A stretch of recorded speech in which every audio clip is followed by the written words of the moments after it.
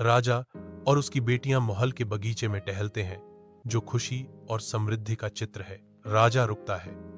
उसकी नजरें पिता के स्नेह से अपनी बेटियों पर घूमती हैं। तुम मुझसे कितना प्यार करते हो? राजा ने पूछा। उसकी आवाज खुले में थोड़ी गूंज रही थी। पहली बेटी आगे बढ़ती है, उसकी आंखें चमक रही हैं।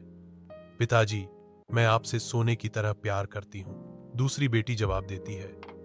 उसकी आवाज भी प्यार से भरी हुई है। मैं तुमसे हीरे की तरह प्यार करती हूं।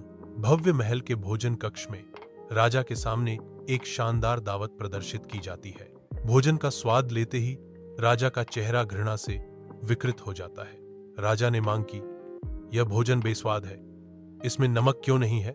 बावर्ची कांपते हुए स्वीकार करता है, महाराज, आज खाने में नमक नहीं डाला गया।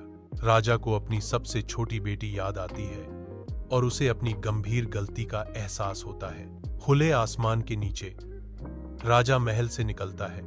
उसका चेहरा चिंता का प्रतीक है।